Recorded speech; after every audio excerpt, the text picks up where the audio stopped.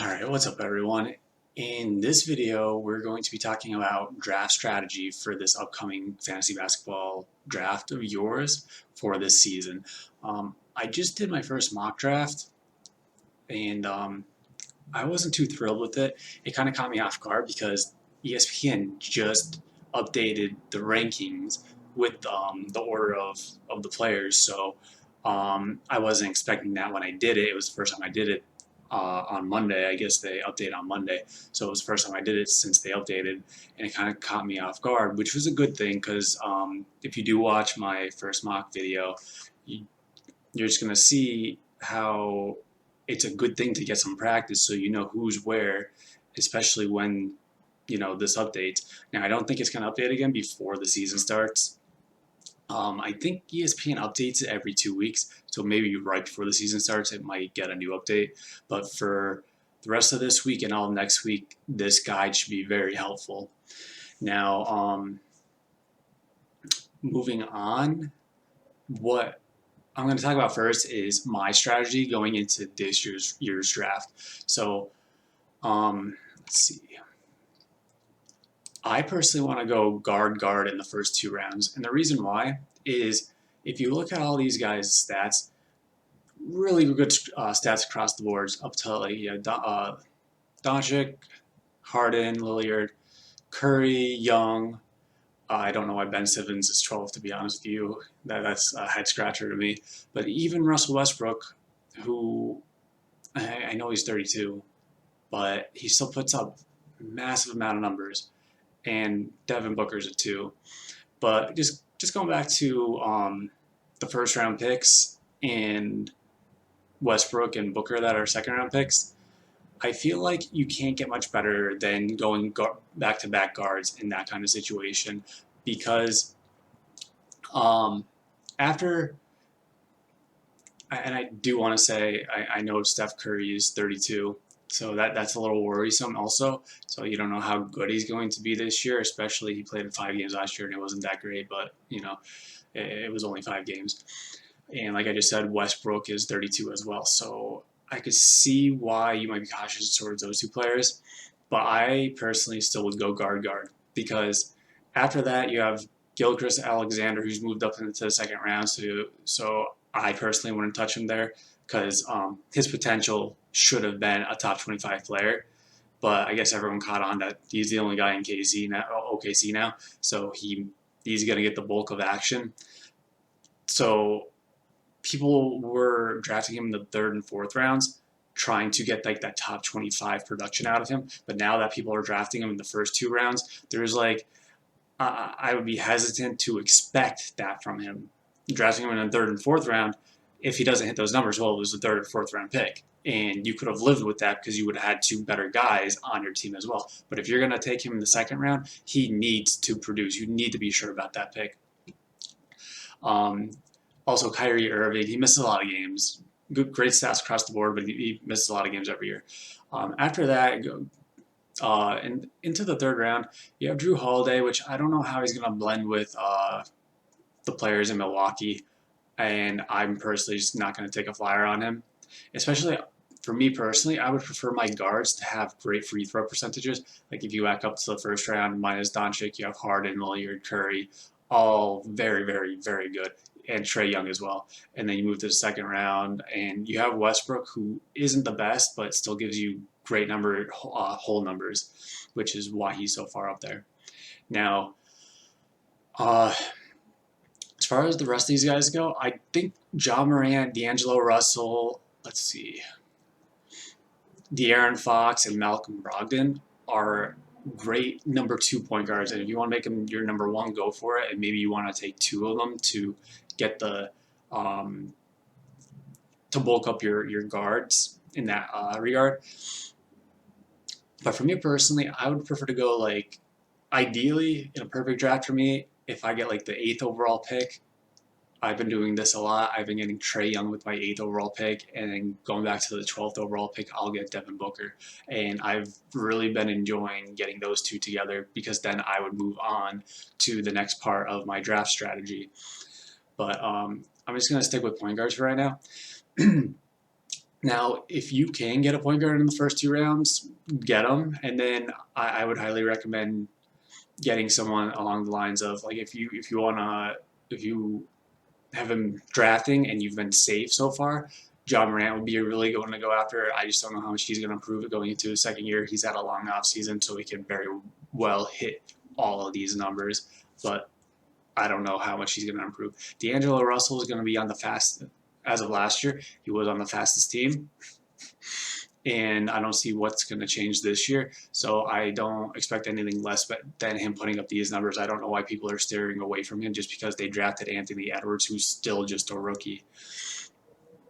To me, Jamal Murray is more of a 2 for me. And the reason why I'm specifically going for guard first is what I would like to do is get a point guard in my first round, since there's 5 of them that I'm willing to take, and I'll be completely happy with any of them. And then if I could get like a Devin Booker in the second round with 6 assists, which is really awesome, especially for a 2 guard. If I could get something like that, let me see. If you look at Jamal Murray, he only gets 4.9 assists a game, and that's huge because assists, as we go deeper and deeper into the draft, the guard play isn't going to be as good. So I would prefer just to get the guards early, and by like my 4th round, 5th round selection, I want to have 3 guards. I want to boost up those guards, because if once we hit players, let's see, after Brogdon, do you trust John Wall this year? If you do, great, good for you. I'm skeptical. He's shown a hefty decline these last few seasons, and then he got hurt last year. I don't like that.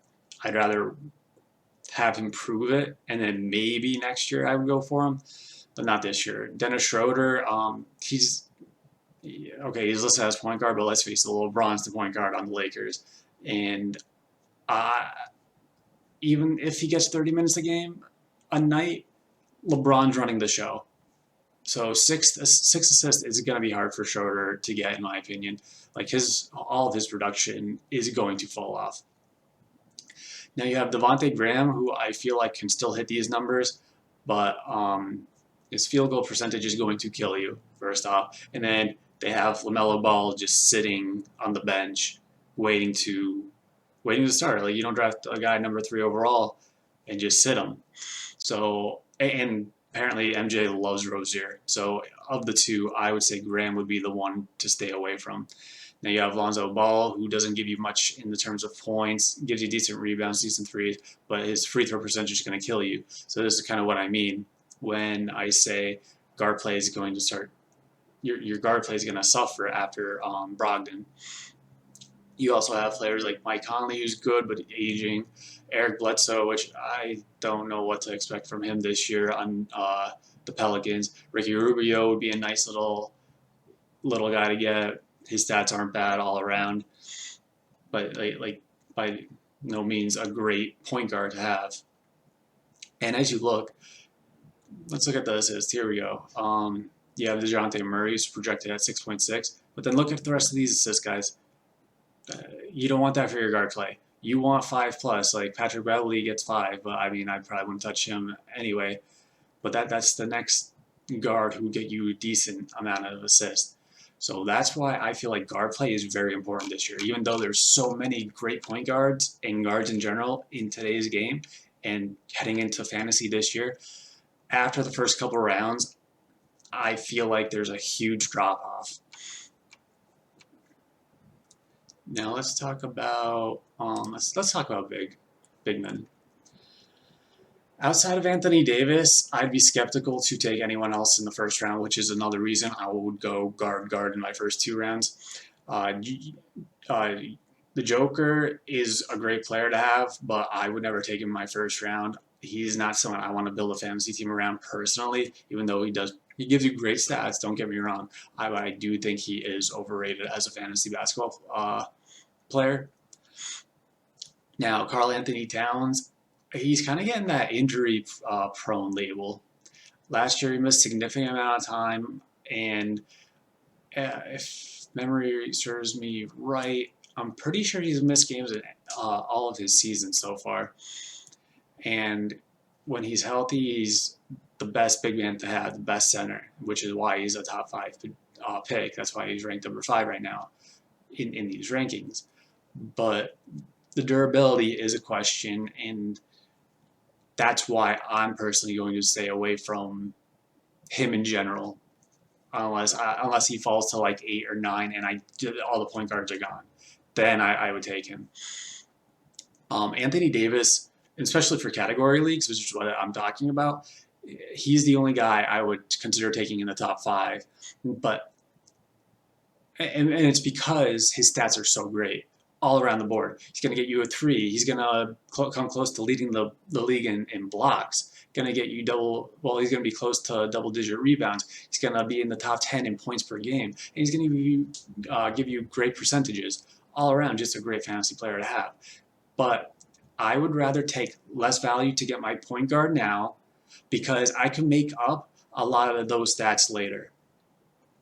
Maybe not so much blocks per se, but I feel comfortable with going the guard combination first, and then moving on to big men in my 3rd and 4th rounds, which is what I want to get into now. Now, I've seen Joel Embiid starting to slip, and I know there's like a misconception about him that he takes off on back-to-backs a lot. That's actually not the case. He does miss games, and sometimes they are one back-to-back, but it's because of not so much rest, but because of injury. And that's actually what happened to him last year. And if he falls to me, like if I have an early, like the 1st or 2nd overall pick, if he falls to me in that 2nd round, I would love to have him. And moving on after him, I wouldn't touch Drummond unless you do the Giannis pickup. Like, there's no reason to even consider Drummond for, let's see. I wouldn't even consider, of these 1st-round picks of the top 10, I would not consider Drummond for anyone besides the Greek Freak. Maybe Luka if you went Ben Simmons round 2, and Drummond fell to you in round 3. And LeBron.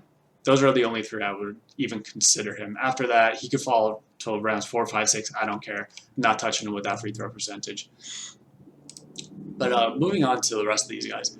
Now, let's say you have the 8th overall pick, and you do what I like and what my strategy is, which is pick up Trae Young first. And if Booker fell to you in round 2 and you pick up Booker, well, you have a great guard combination. But now you definitely need to pick up some bigs. And I feel like Deandre Ayton, formerly a number 1 overall pick, going into his, I believe, 3rd season. He had a great year last year, and now he has a true point guard to pick and roll with. I think the sky's the limit to pick him up, and he could have a breakout season this year. For as good as he was last year for fantasy, he could even be better this year. Vukovic, he's just been old reliable. Every season he puts up the same numbers, and you could just rely on him year after year after year. Now, the newcomer of the group would be Bam. And what makes him such a great center to have is, let's say you pick up Trae and Booker, well, now you have another assist guy in Bam who's going to get you 4 assists a night, and only Jokic is going to be the only other center that's going to get more assists than Bam. So I don't mind waiting for any one of these 3 guys to take in the 3rd round. And if you're lucky enough, maybe you could get Nurkic in the 4th round.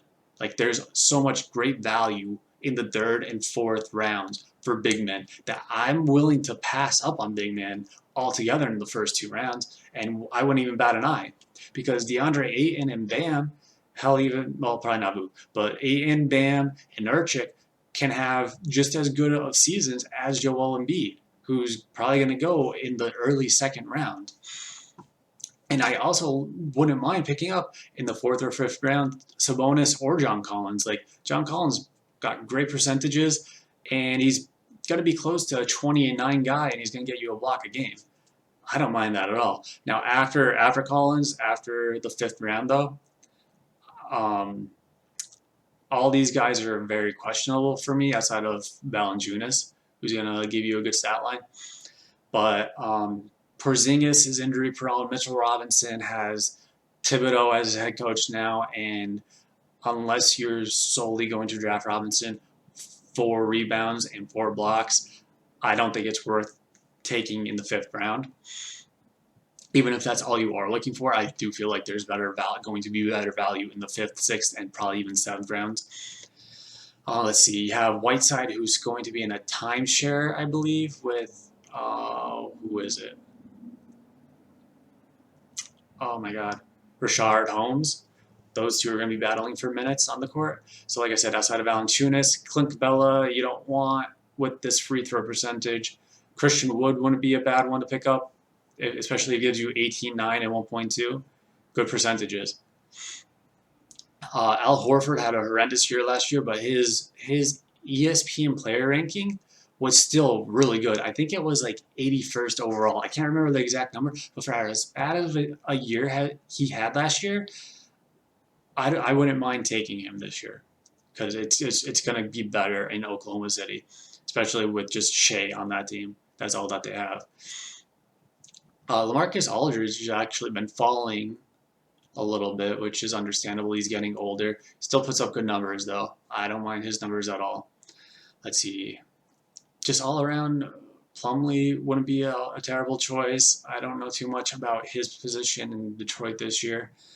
Jerome Jackson's a young player who's injured right now, which is probably the reason why he's so low, because he's going to give you good percentages. He's going to give you a bunch of threes. He can work on his rebounds for sure, but then he's going to give you good blocks and good points. So, like I keep saying over and over again, there's a lot of big men you can take that are going to give you about the same amount of production in a lot of these categories. Same thing with Jared Allen, Thomas Bryant.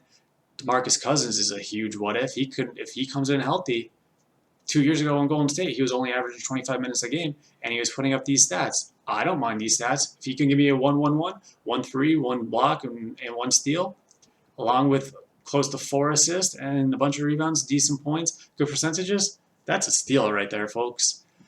That's a steal. And to round it out, you have James Wiseman, who's going to be fighting for minutes on Golden State.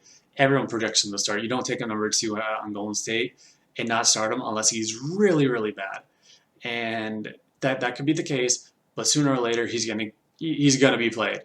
And I wouldn't be surprised if these were his averages for the year, and they're not bad. I think his blocks will be a little bit better than that, because rookies usually come in and try and prove themselves on the defensive side first and foremost, especially big guys.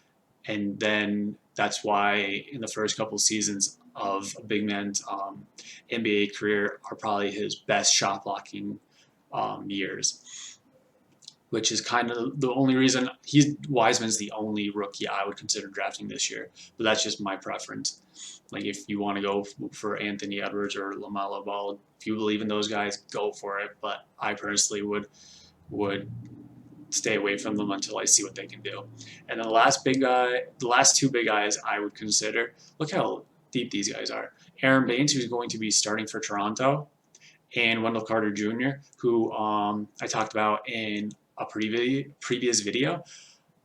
He had a really bad situation in Chicago in terms of his head coach, which was Thibodeau. Thibodeau's gone now. They have Billy Donovan in, and he should see a lot more of the offense run through him. So I actually think his assists might even go up to 3.5 to 4, just like Baines. You do want to see more in that block category, though. But I do think all around he's poised for a big season. But just look at all these big guys. Like I've been saying, you can afford not to take Anthony Davis or Joel Embiid, or if you like Karl Anthony Towns or Jokic.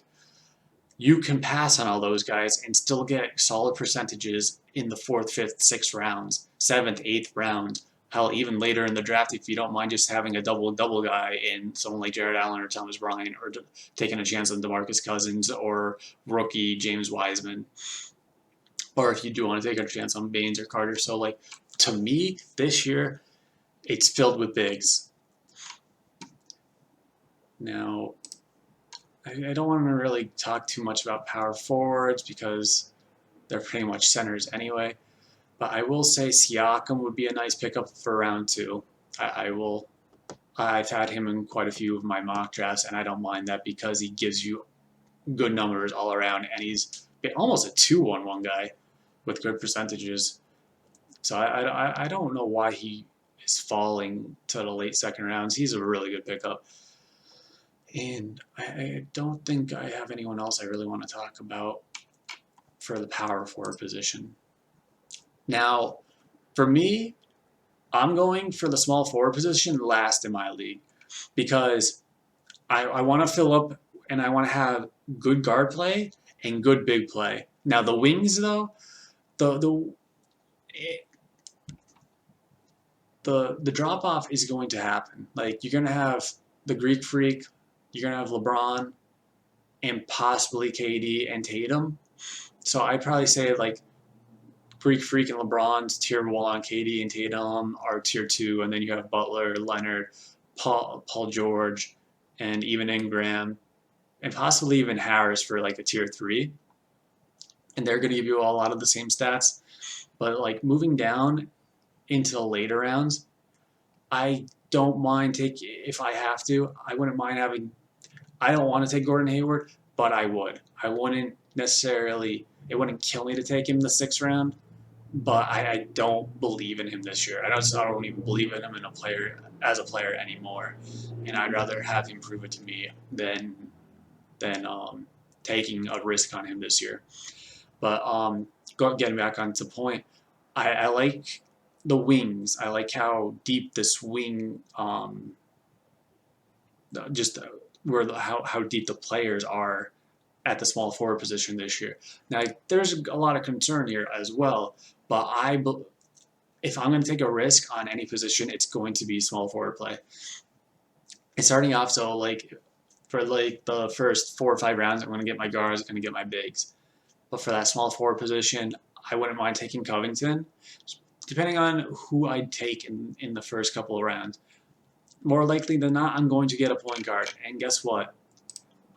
A point guard in the first round, they all have one thing in common. Threes, threes, threes, threes, threes.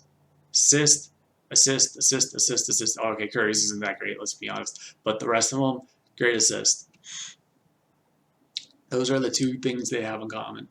Now, Covington's not going to get you much in the line of assist, but going to give you a lot of threes, good rebounds, and good, good defensive stat lines. Whereas he's going to be the guy that's going to help these point guards out. Like, these aren't that great numbers in terms of defensive categories. Like Harden's is, Doncic's isn't the worst. That's pretty average, but if Steph hits that, that's good too. But then you have Trae Young and Damian Lillard, and I don't those numbers are pretty low. So drafting Covington here isn't the worst situation in the world for me personally. You could even, if you believe in Jeremy Grant, he's going to give you kind of like the same stat line. You'd like to see more steals, but I do believe he's going to give you a lot on the defensive end. Now, me personally, I am personally, and I'm all about Michael Porter Jr. this year. Like, I gotta go get him. Like, he was supposed to be a top 5 pick in his draft class that consisted of players like Luka and Trae. Like, he was supposed to be a great player. And the only reason he fell all the way to Denver in that draft was because he was injured, and injury concerns scared a lot of executives away. But he lit it up in the bubble, and I'm one of the first people to say don't look at something like that, such a small sample size.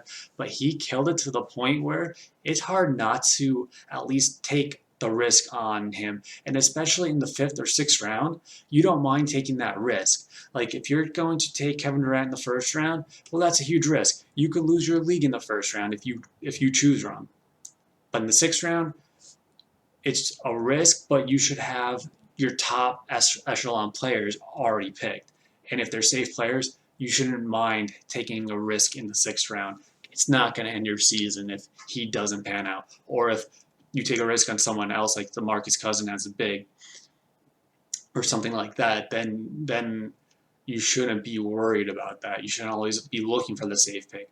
In the beginning of the draft, absolutely be safe if you feel like they're not worth the risk. But at this point, 6th, 7th round, nah, I'm not worried about it.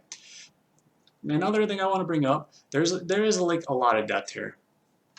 So I was talking about tiers before. After Tobias Harris, you have DeRozan, Middleton, probably T.J. Warren, and probably Oubre.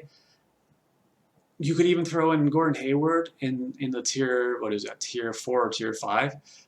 But once you hit Covington, it's kind of like all the same players. Like you're taking a chance on someone here.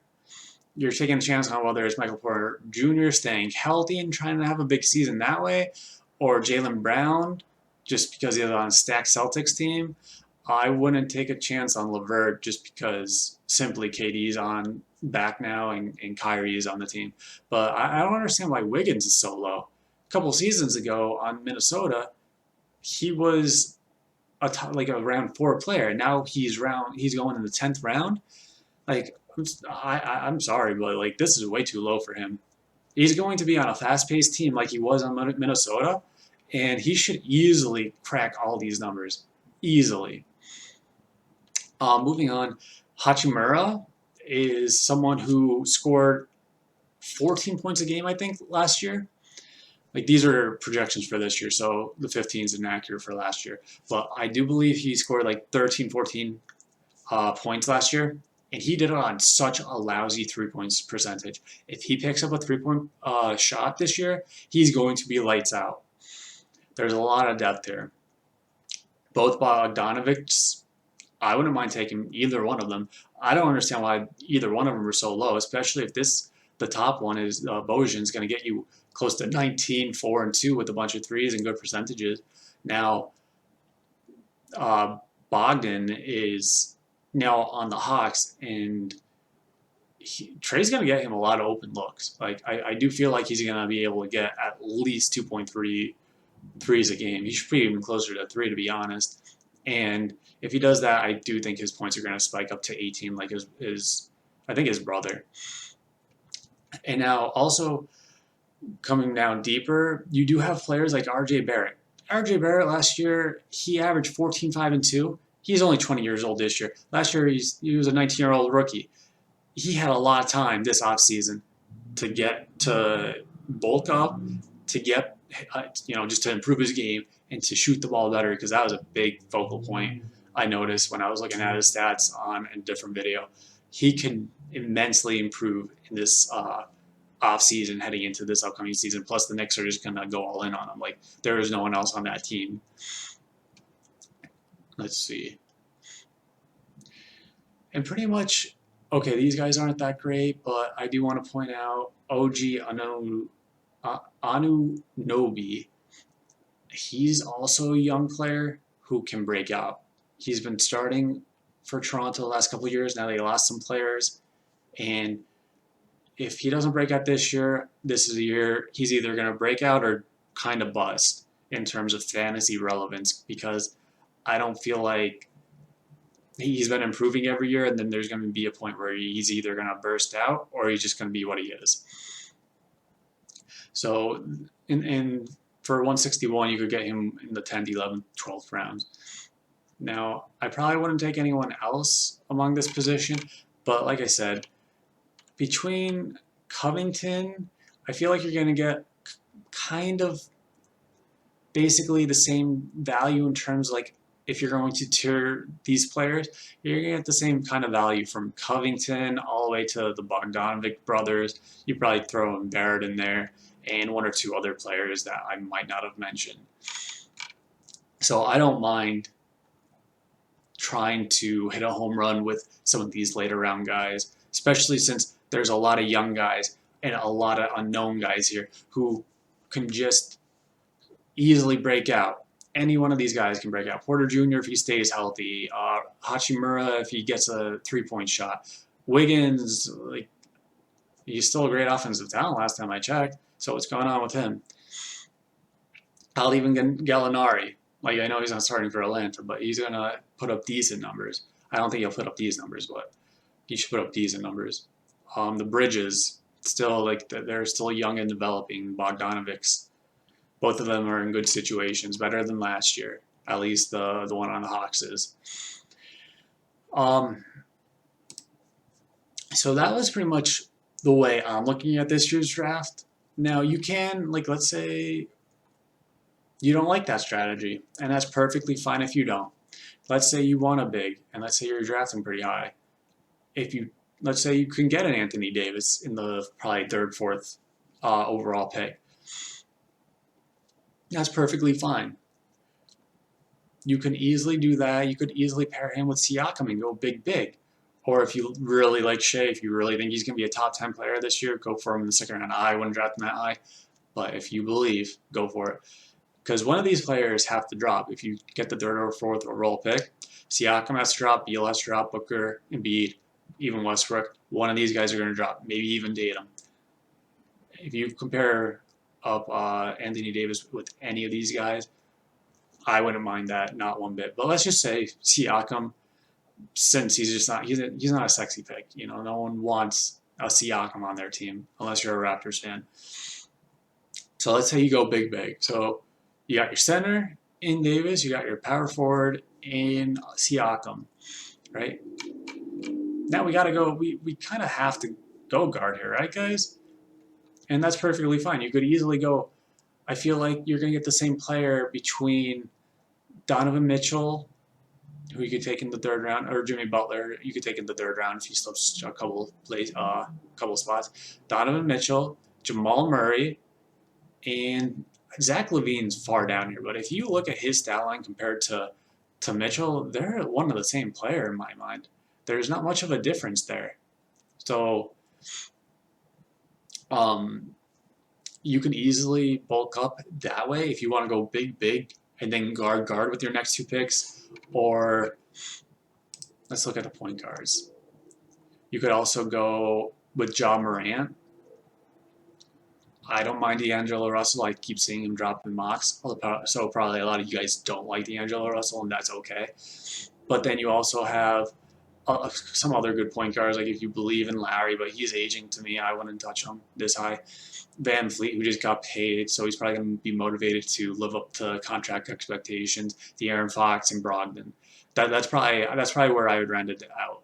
After that, point guard play gets a little bit iffy, like I said earlier. So I wouldn't mind doing something like that either. And if you're more comfortable going big, big, those are probably the names I would look at and target in the third, fourth, and possibly even fifth round selections. Now, you can also take a small forward, like let's say you still go Anthony Davis, like big, big, like let's say you go Anthony Davis and Siakam. I mean, I really do think you would have to go get a point guard or a two guard in that third round. But maybe you're going to bulk up on your bigs and try and get a small forward because you don't like any of these guys down here, which is perfectly fine. Well, Paul George is consistent. First off, in the third round, I would stay away from Kawhi Leonard, and the reason why he's down this far and not a first-round pick is because he's going to rest when he wants to rest, and no one's going to stop him. Not Ty Lue, not nobody. So I personally don't want that headache on my fantasy team because that's just going to waste so many waiver wire pickups for me throughout the whole entire season. I just don't want that because when you put him on the IR, you're going to have to pick up someone to replace him. So moving on, like if Jimmy Butler would probably be a really good pickup if you could go big, big Anthony Davis, Siakam, and Butler, if you also want to go that route. But just remember, if you do something like that, Butler is only going to give you 5 assists a game. Now Siakam's going to give you 3.5, and Anthony Davis is going to give you over 3. And those are nice numbers for your power forward. But let's face it, you need to get some assists. So if you don't get some assist by the time, by the time, let's see, 29's third round. If you don't get it by the fourth round, like I would highly recommend and advise you to reach on a De'Aaron Fox / Malcolm Brogdon. Like you're gonna need these 7 assists a game from one of your point guards, and that's as late as I would advise you to take a point guard if you don't have one, just so you could be a more well-balanced team, and so you can have that number 1 point guard put up an elite amount of assist, or at least a solid amount of assist. Because after Brogdon, like Wall's question mark, like we talked about, and the rest of these guys aren't just not going to really do it for you. At least not in terms of value, in my mind. Like you might get some assists like Ricky Rubio, and he's nice overall and everything. I mean, with the assist, but he's just a two-trick pony in my mind. And good, what do you call it? Free throw percentage, assist, steals, free throw percentage. Not going to help you in points. Not going to help you too well. Yeah, actually, he's going to help you with some rebounds too. So maybe he is actually a pretty good value there. He just, I guess that's why he falls. You don't really think of him as valuable. Let's see. Kemba Walker is injured, but he's even just projected at 5 assists a game. And just like I keep saying, there's not that much in terms of assists if you don't go and get them early. So you could also go big in the first 2 rounds, and then you could also go get in round 3. You could go and get Ja Morant because you'll have like the 23rd overall pick. You could go get Ja Morant, and if he's not there, then you could still even go and reach for D'Angelo Russell, who's still going to get you 7.1. And then you could go back into your round 4, which will be in the 30s, and take anyone you want because you don't have to reach for De'Aaron Fox or Brogdon. But then you could come back, right? Can you come back? See, if you have 3, 18, 23, 37, and then 43. So yeah, then you can come back in your fifth round at 43 overall, and you could take De'Aaron Fox or Brogdon, assuming that both of them are still there, or even if you like Wall at 59. But after that, if you don't get some assists by that point, you're going to be in trouble in that category the whole season. Let's see. Now, another draft strategy you can do is just, if you really like the Greek Freak, you really want to draft him, if you have the number 1 overall pick, by all means go for it and throw your free throws. Just completely throw them away. If you want to go that route, go for it. There's a lot of great talent here if you do go that route. So if you go Greek Freak, LeBron, or maybe Doncic, because he does shoot a lot and his free throw percentage isn't the best. Now, technically, I know he's listed as a point guard, but he's more of a point forward. So it's a really good free throw percentage if you put him at forward. But for your point guard, it's not a good percentage to have. So if you pick up any of those 3, I would highly recommend going after a Ben Simmons. Like, you're probably not going to get him now that he's 12th overall, which boggles my mind. Who's drafting him that high? I don't get it. But I guess people are drafting him that high. But I would try and target Ben Simmons if he falls. If not, I would definitely go after Andre Drummond for sure. Zion's another big pickup name who's going to get you a lot of good stats. Just by the way, look at these guys. They all have the same things in common. Now, the Greek Freak is going to give you a lot of points, and that's the only difference you're going to see in all these guys. Great free throw percentage, poor free throw shooting, not going to get you threes. Great rebounds, great assist, first position, and good on the defensive end. Well, guess what? That's what Simmons is. 12 versus 12. Good field goal percentage, bad free throws, not going to get you threes because he doesn't even shoot threes. Let's face it. Good rebounds, assists, and defensive categories. And he's going to get you a fair amount of points too. I don't think maybe he should hit 18 points a game at least this season. And that's fair, but you're not going for points if you take Giannis and then Ben, because all these guys aren't going to give you a great amount of points. Well, Zion will, but Drummond also won't. But again, good in field goal percentage, rebound, even a couple assists ain't bad, and good in the defensive categories, but you're going to throw your free throw percentage and not going to get any threes. Same with Zion.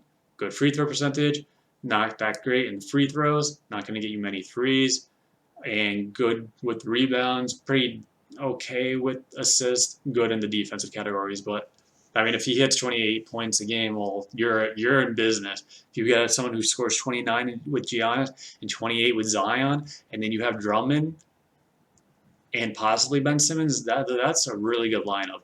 You're just not going to beat anyone in free throws, which is okay. But you're going to be able to compete in points, and you can build around that. Especially, let's just say you only get 3 of the 4. Like, let's say you get Giannis, then you draft Drummond, and you draft Zion, okay? So there's your small forward, your center, and your power forward. And we're in the third round, right?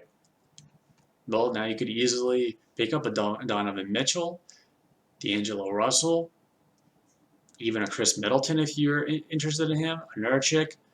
You could pick up a Sabonis. There's a lot of guys to pick up. But what I was trying to get at, though, is you pick up someone like Donovan Mitchell or Zach LaVine or CJ McCollum to round out your, just to get a good two guard to round out in terms of great in the points. Because if you're going to lose some points with Drummond on your team, but you'll get it back with Zion and Giannis, then you can pair them up.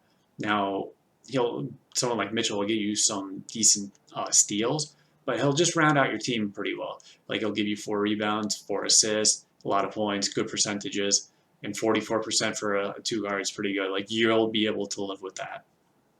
And moving on, the reason why, now I'm saying this now, the reason why I want to go with Mitchell, I would actually go a different route, and I would go for Rudy Gobert and just pile on the bigs at that point, which would be another top 5 rebounder, great shot blocker, and he's just a double-double guy with a significantly good field goal percentage. Let's see if we can find anyone else for if you guys if someone who's watching this video decides to go that route, you go with Mitchell Robinson. I wouldn't mind that pick, but I probably wouldn't do that. I'm just not high on him. Hey, you could even go Steven Adams, Clint Capella. Here's Clint Capella too.